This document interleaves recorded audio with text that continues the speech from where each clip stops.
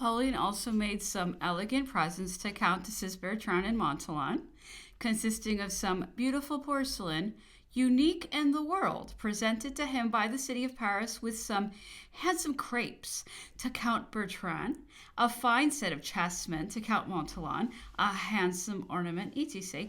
All the children were also gratified with some elegant gift from him. The weather was so bad and so foggy that the signal from Deadwood could not be discerned. The second, Cipriani in town buying provisions.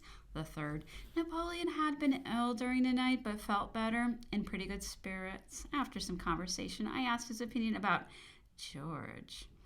George said he was una bestia ignorante, not ignorant blockhead. He had courage, and that was all. After the peace with the Chouans, I endeavored to gain him over, as then he would have been useful to me, and I was anxious to calm all parties. I sent for and spoke to him for a long time. His father was a miller, and he was an ignorant fellow himself. I asked him, why do you want to restore those Bourbons? If even you were to succeed in placing them upon the throne, you would still only be a miller's son in their eyes. They would hold you in contempt because you're not of noble birth. But I found that he had no heart. In fact, he was not a Frenchman. A few days after, he went over to London.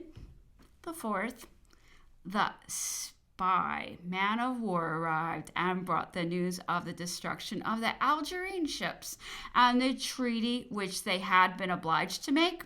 The fifth, Sir Hudson Lowe at Longwood had a long conversation with him concerning the restrictions.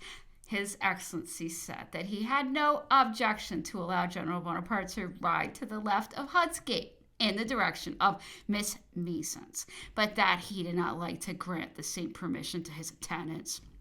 I observed that it would be difficult to draw such a line of distinction, as Napoleon never rode out without being accompanied by 2 or 3 of them.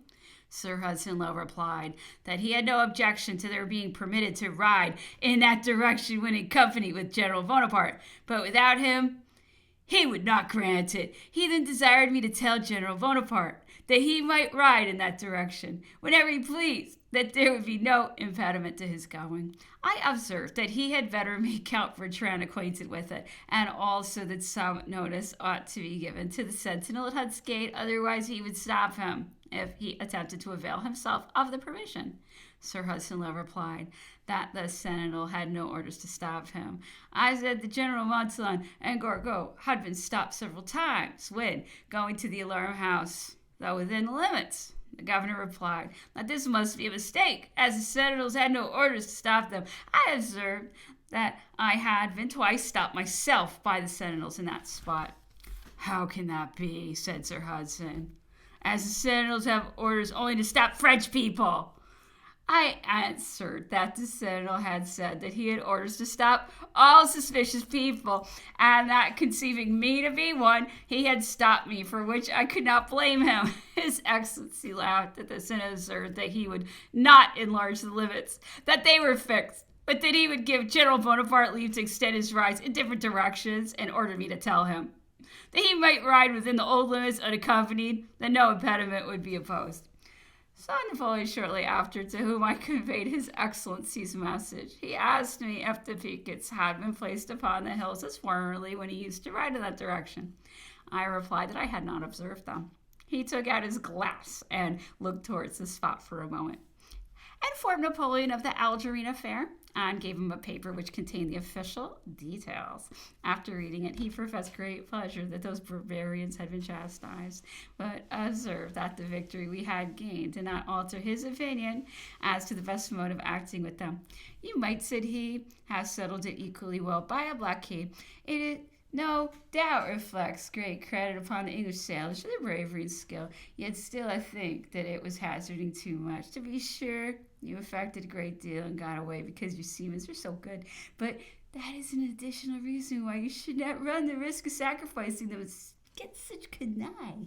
There are no other seamen, except the Americans, who would have done what yours effected, or perhaps have attempted it. Notwithstanding this, and that you have succeeded, it was madness and an abuse of the Navy to attack batteries elevated above your ships. which you could not injure, to engage red-hot balls and shells, and run the hazard of losing a fleet. And so many brave seamen against such canaille, independent of the disgrace which it would have been to England to be beaten by the barbarians, which ought to have been the case if the Algerines had fired upon you in coming down instead of like imbeciles, allowing you to take up your positions quietly in anchors. If you were going to a review, you would not have succeeded. Suppose the Dey of Algiers had refused to agree to Lord Exmouth's terms the next day. What could he have done? Nothing. Depend upon it, he never would have gone in to attack them a second time with disabled ships and pattern deficient. He would have been obliged to withdraw his fleet, and it would have been a slap in the face for England. Moreover, you have taught those wretches what they wanted for the defense of the place. If you have struck terror to them, and that the terms you have made, continued he, be strictly adhered to for the future, you have done a great benefit to humanity, as well as having shown much maritime skill and bravery. But I do not believe that the Algerines will adhere to the stipulation that prisoners are not to be made slaves. I fear that they will be worse treated than they were before, in consequence of those barbarians not having any hope of ransom, which was the only reason they spared the lives of their captives. But now, having lost the hope of making money by them, they will massacre and throw them overboard, or else mutilate them horribly. For you know that they conceive it to be a meritorious action to destroy heretics. He spoke in very high terms of Lord Nelson, and indeed attempted to palliate that only stigma to his memory, the execution of Caraccioli, which he attributed entirely to his having been deceived by that wicked woman, Queen Caroline, through Lady Hamilton, and to the influence which the latter had over him while conversing with Napoleon. General Gourgaud sent in his name and entered. He communicated some information rather in discordance with the message which the governor had directed me to deliver. It appeared that while taking a ride within the limits, he was stopped about 5 o'clock p.m. by the sentinel at Hut's Gate and detained until released by the sergeant commanding the guard. He added that almost every time he went out, the same thing occurred, the sentinels wishing to screen themselves from any responsibility. The Sixth communicated this to Sir Hudson Lowe and brought him a letter from Captain Poppleton on the subject. His Excellency denied that the sentinels had ever received any new orders, and that it was the fault of the sentinel. Cipriani informed me that Pozzo de Borgo was the son of a shepherd in Corsica who used to bring eggs, milk, and butter to the Bonaparte family. Being a smart boy, he was noticed by Madame Mayer, who paid for his schooling. Afterwards, through the interest of the family, he was chosen deputy to the legislative body as their sons were too young to be elected. He returned to Corsica as a Procuratore General, where he united himself with Peraldi, an implacable enemy of the Bonapartes, and consequently became one himself by the same authority. I was informed that Masseria, on his arrival at Paris in order to obtain an interview with Napoleon, had applied to him, Cipriani, for advice how to accomplish the subject, stating that he intended to apply to the Arch-Chancellor. Cipriani advised him by no means to do so, as possibly he might be arrested and tried being an emigrant, in which case he must be condemned to death, but to apply to Madame Mayer, to whom he was known. Masseria followed his advice and succeeded in obtaining an interview, although he failed in the attempt to open a negotiation. In the subsequent endeavor to obtain another, he received a hint to quit France. On making inquiry at Hut's Gate, the sergeant commanding the guard showed a scrap of paper containing the orders to the sentinels, which were that none of the French, not even Bonaparte himself, were to be permitted to pass that post unless accompanied by a British officer. The sergeant also said, what indeed was notorious, that Sir Hudson Lowe frequently gave verbal orders himself, not only to the non-commissioned officers of the guard, but sometimes to the sentinels themselves, that those orders might be written down afterwards, or they might not.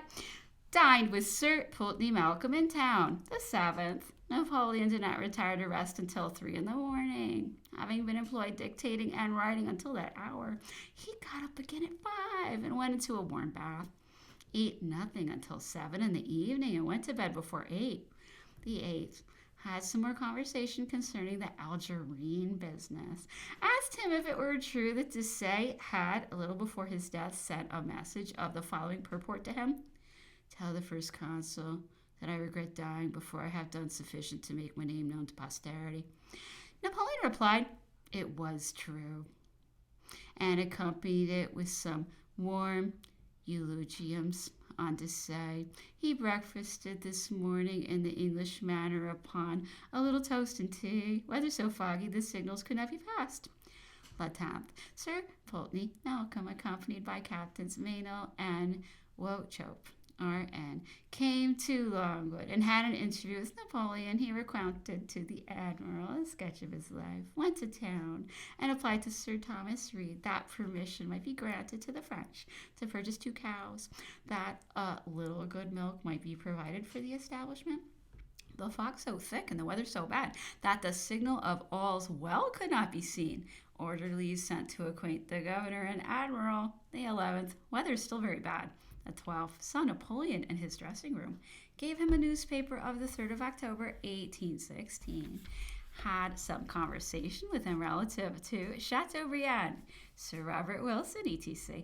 I observed that some persons were surprised that he had never written or caused to be written in answer to Sir Thomas Wilson's work, and others containing similar assertions. He replied that it was unnecessary, that they would fall to the ground of themselves, that Sir Robert had already contradicted it by the answer which he had given in his interrogation when tried in Paris for having assisted Lavalette in his escape, and that he was convinced Wilson was now very sorry for having published what he then had been led to believe was true. That, moreover, the English, who returned from their travels in France, would return undeceived as to his character, and would undeceive their countrymen. I asked if he had not been very thin when he was in Egypt. He answered that he was at that time extremely thin, although possessed of a strong and robust constitution, that he had supported what would have killed most other men. After his 36th year, he began to grow fat.